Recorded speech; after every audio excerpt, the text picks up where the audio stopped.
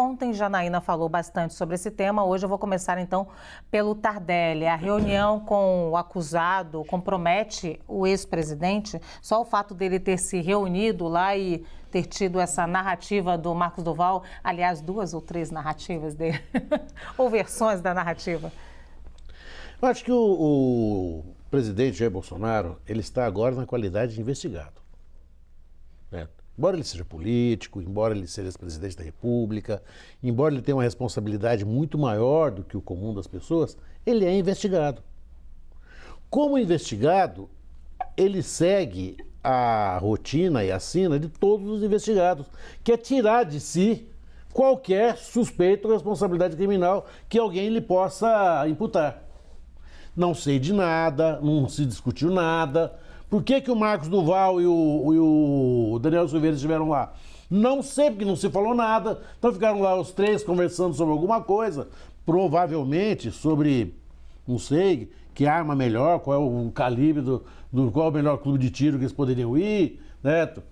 Alguma coisa, algum interesse que eles fosse comum, certo? Certamente estão discutindo literatura, porque um dos 3 lê, certo? Então, o que eles foram fazer lá? Se eles não tinham nenhuma relação, por que houve essa reunião? Olha, por que eu me reúno com alguém que eu não me relaciono de forma alguma? É estranha a resposta que ele dá. E ele faz isso porque a reunião foi divulgada, ele foi vítima de uma infidelidade. A reunião não era para ter sido divulgada.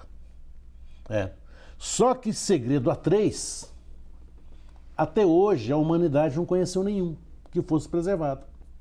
Você acha que em algum momento Em algum momento um vai falar.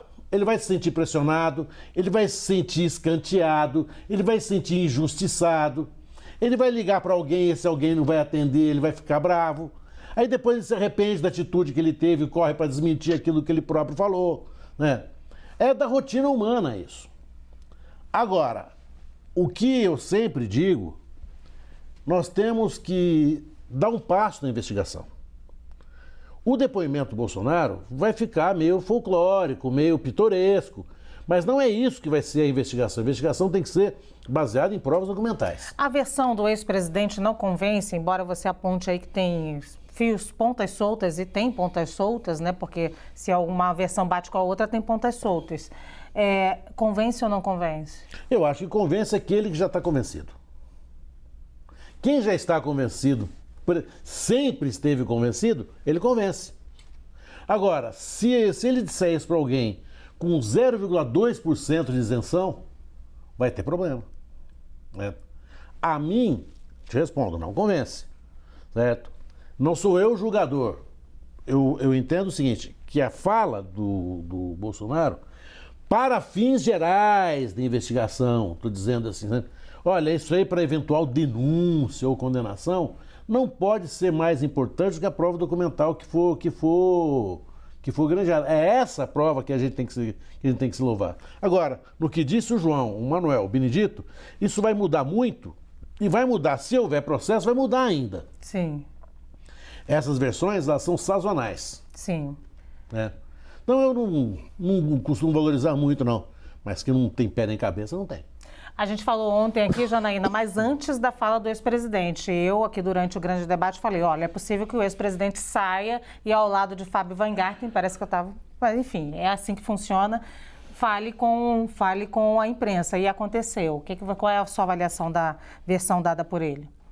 Olha, na verdade não muda muito do que eu já falei, né? Eu, na verdade, recebi um telefonema do senador em dezembro. Ele queria que eu fosse a Brasília, porque disse que queria conversar comigo. Eu expliquei para ele que não tinha como ir a Brasília, porque eu estava votando o orçamento, à época eu era deputada estadual. Eu afirmo aqui, não conheço o senador pessoalmente, até aquele momento nunca tinha conversado com ele, sequer por e-mail, né? Porque às vezes a gente escreve para um parlamentar dando uma opinião. No caso do senador Marcos Duval, eu nunca tinha conversado com ele. Ele entrou em contato no meu gabinete, primeiro para me parabenizar, tá? Isso me chama muita atenção nesse caso, pelos meus discursos no plenário, pedindo, quase implorando para as pessoas que estavam em frente aos quartéis voltarem para suas casas. Ele ligou para me parabenizar.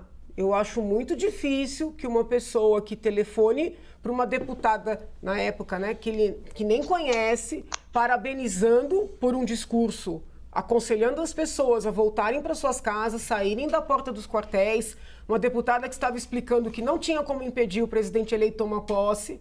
Acho muito difícil que essa pessoa tenha participado de uma trama golpista, né? Então, assim, não acho justa a forma como esse ser humano está sendo tratado, como um golpista, porque não tem lógica. Salvo se alguém imaginar que naquele momento ele fez aquele telefonema para agora ter alguém defendendo, sabe? Não tem lógica. Naquele momento, eu critiquei demais, né, a conduta do presidente, do ex-presidente Bolsonaro, dos bolsonaristas, de não pedirem claramente para essas pessoas regressarem para suas casas. Disse que o Bolsonaro foi culpado pela eleição do Lula, né? Todo mundo sabe que eu não voto na esquerda, então eu falei que se tivessem sido mais moderados, né? E aí citei vários parlamentares. Ele concordou comigo, disse que ele tinha exatamente a mesma visão. E neste momento ele falou assim, eu inclusive fui a uma reunião para falar sobre tudo isso, para convencer o presidente a pedir para as pessoas voltarem para suas casas. E você acha que ele se falava sobre essa reunião de dezembro? Eu intuo, a não ser que tenha havido outra. Neste momento ele disse assim, porque veja, só depois que isso tudo veio à tona. Então, naquele momento, eu desconhecia essa tal reunião. Ele só disse que foi numa reunião para tentar convencer os bolsonaristas a fazerem o que eu estava fazendo. E que ele não tinha tido sucesso. Nesse momento, ele disse assim, eu até quero te contar que eu nunca falei com o presidente nesses 4 anos de mandato, apesar de apoiar muitas pautas, porque eu não queria que parecesse que eu tinha algum interesse. Então, a fala do Marcos Duval naquele momento corrobora esta fala de que eles não tinham contato.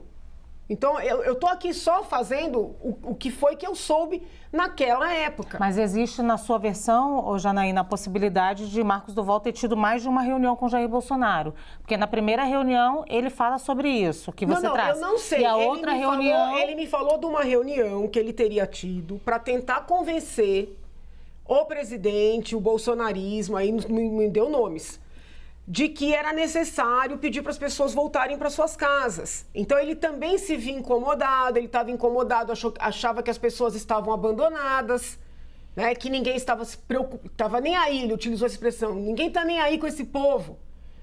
Então, assim, eu não acho justo que esse homem seja tratado como um golpista, sobretudo em virtude, né, do estado emocional e psicológico em que ele aparenta estar. É duro a gente falar desse jeito, mas assim, ele até pediu uma licença saúde. Entendeu? Eu não acho justo agora dizer assim, porque assim, ele está sendo atacado tanto por esquerda como por direita. Deixa-me utilizar do seu conhecimento, inclusive, das leis. Existe médico forense, se ele estiver fora do psiquiatra forense. Aliás, todos aqui podem responder, se ele estiver fora realmente da sanidade dele. Eu não digo que ele... Veja bem, uma coisa é a gente... Eu não estou entendendo exatamente. Uma coisa é a gente ir pro... Vamos supor, alguém matou uma pessoa, praticou um estupro, aí vai verificar se é imputável ou inimputável. Eu não estou falando disso. A meu sentir, esse homem não cometeu crime nenhum. Ele tem essa coisa, né, de dizer que ele foi SWAT, que ele é da área de inteligência. Inclusive, nessa conversa, ele dizia que ele era muito amigo do ministro Alexandre, né? Não tem crime uma pessoa dizer que é amigo de uma autoridade sem ser. Infelizmente, ele criou essa personagem, né, que é algo que muitos políticos fazem, e esse fato não é algo criminoso em si. Entendeu? Sim. Então, eu não estou aqui falando dele ir para um psiquiatra para ser inimputável. Ele não matou ninguém. Não, entendeu? Eu só estou tentando entender. Infelizmente, eu não vou conseguir continuar exatamente agora com a Janaína, mas ela vai até o final do programa comigo. Então, só para a gente ouvir os outros. Só estou querendo entender se alguém, se ele mesmo fala de um golpe, se ele mesmo faz uma denúncia, alguma coisa tem que ser apurada. É o que eu imagino. Mas vou ouvir o Álvaro agora, porque também não dá para ou faz um psiquiatra forense e vê se a pessoa está fora da sanidade dela, ou apura-se alguém que diz que existe uma tentativa de golpe, mas diante da lei alguma coisa precisa ser feita. É isso que eu estou tentando entender. Estou errada, Álvaro? Não, Lu, eu concordo com o que você aponta. Queria aqui contar uma anedota para quebrar um pouco o rigor do discurso, Janaína. Há um episódio narrado no Supremo Tribunal Federal, essa daí eu não sei se Tardelli conhece também. O ministro entrou num elevador, o ministro do STF, quando ele entra, um sujeito que ele nunca viu na vida começa, grande ministro tal, mas que satisfação me encontrar, que alegria, nossa, olha, muito feliz em revê-lo, né? Quais são as novidades? Aí o ministro disse, olha, essa nossa intimidade. Eu confesso que não sabia dessa nossa intimidade. Só para quebrar um pouco aqui o rigor do discurso, mas a bem da verdade, eu vejo esse parlamentar, esse Duval, uma pessoa que eu não consigo francamente compreender. Ele é uma pessoa que se diz da SWAT, ele é uma pessoa que é isso, que é aquilo, vai, volta, vem. E aí eu penso que, a bem da verdade, o que a Janaína aponta e o que o Tardelli está dizendo faz todo sentido. Nós temos que verificar as provas, percebe? A rigor é rigor, o que o ministro da Justiça, Flávio Dino, disse a respeito dele, que o plano de crença deles orbita em um plano que nós não conseguimos acessar, faz muito sentido. Então, já que a gente não consegue acessar o plano de crença dessas pessoas, é o ex-presidente da República que fala uma coisa, diz outra, depois fala de zap, realmente algo totalmente não institucional esse agir dessas pessoas. Então é preciso verificar realmente qual é o plano fático, o plano de provas, se existe, investigação séria e, evidentemente, se houver culpabilidade, não me importa se o sujeito está triste ou está feliz. Ele pratica um crime e, se foi praticado o crime, ele tem que responder no rigor da lei. É o que se espera, né, da prática desse ato. Muito bem, Alexis. Você sabe que esse episódio me lembra muito aquele dossiê dos aloprados do PT. Quando uma série de petistas, por iniciativa própria, começam a criar um dossiê falso para poder criar um fato que não existe. E aí depois o próprio PT falou, o que vocês estão fazendo? Vocês estão loucos? De onde vocês tiveram essas ideias? E a verdade, me parece, Daniel Silveira fez uma aposta, dobrou a aposta, já chamou o 9, o 12, parece que está jogando truco.